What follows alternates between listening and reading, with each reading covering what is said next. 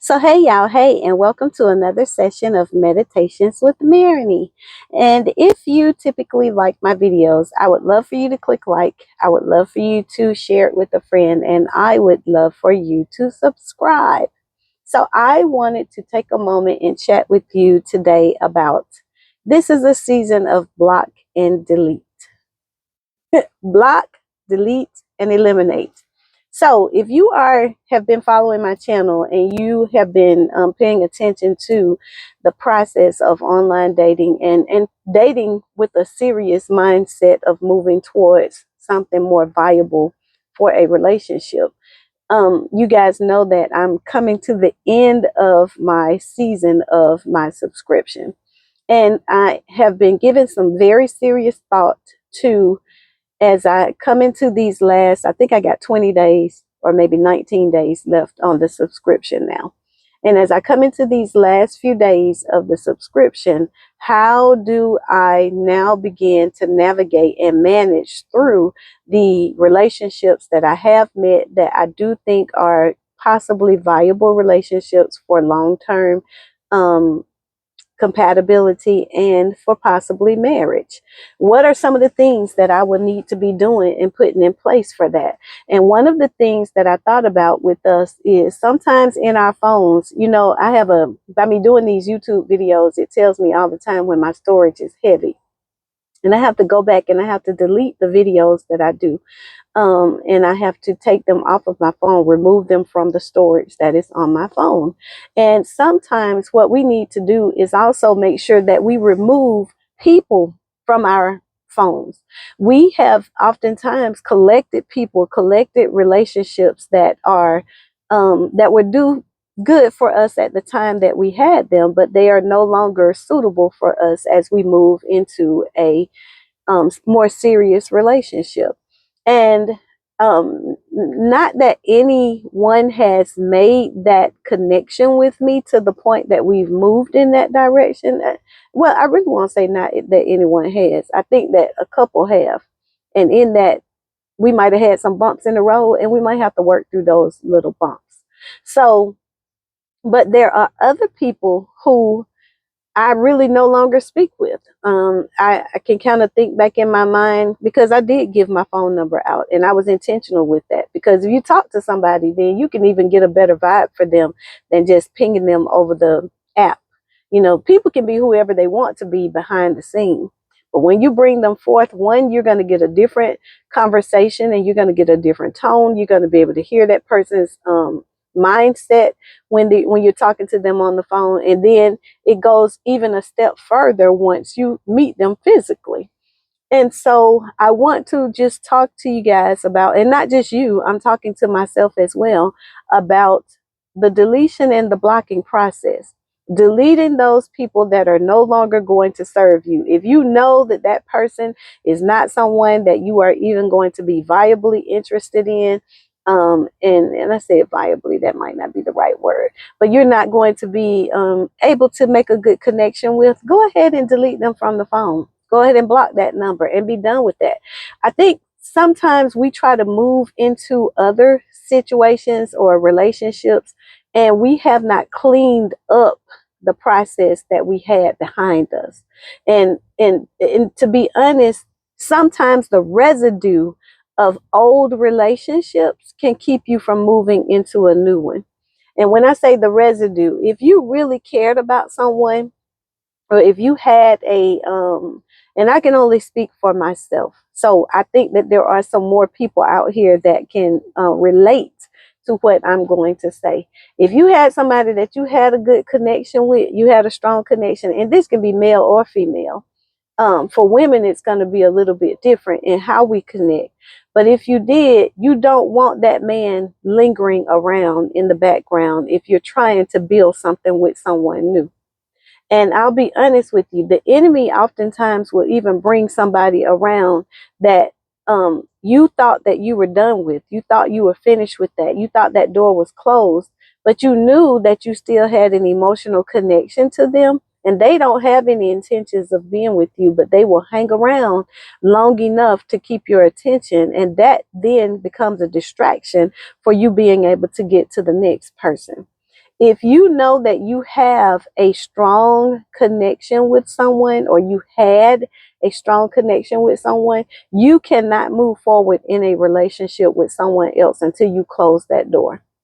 And when you close it, sometimes you got to close the door, and then you got to go to the Home Depot and get some 2x4s, and you got to nail them up there, and then you got to come back and get, what else can we put, a iron door. Like, you got to lock that thing closed.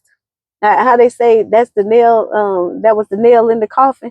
You gotta shut it, and then when you shut that door, then you take a moment and you decompress from that, and then you step into the new relationship. And even if it means, because having a conversation with someone that I really felt like this guy and I had a really good connection.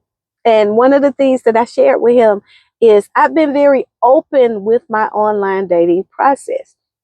And the thing is, you can connect yourself, and you might be connected to two people, and you may have multiple high levels of interest.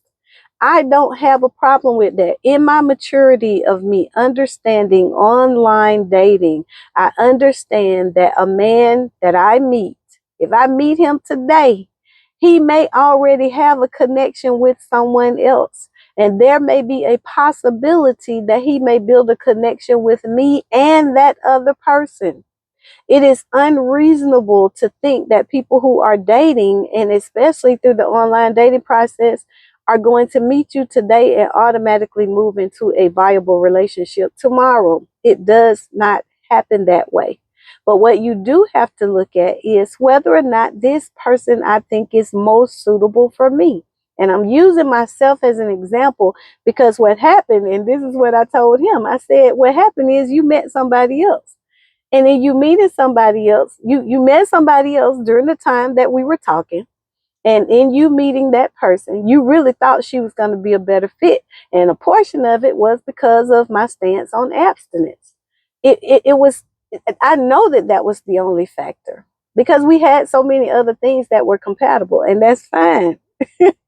But then what happened is that person turned out not to be, like, the authenticity of a person is way more valuable than somebody who presents themselves to be something that they're not.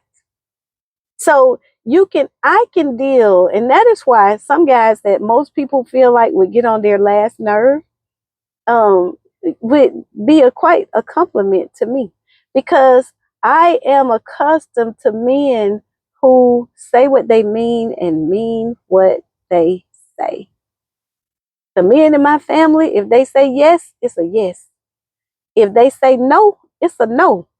And if they say maybe, that means you're going to have to give them some time to think about that. And it could go either way. And based upon how you present it to him and how you develop that particular situation or circumstance, that's going to be how he's going to respond to that. And when you come from a family culture where you understand that, then in marriage and relationship, you deal with it a whole lot differently. And going back to me and my ex-husband, that's why it was such a problem for me, because he would say yes about something and he really meant no.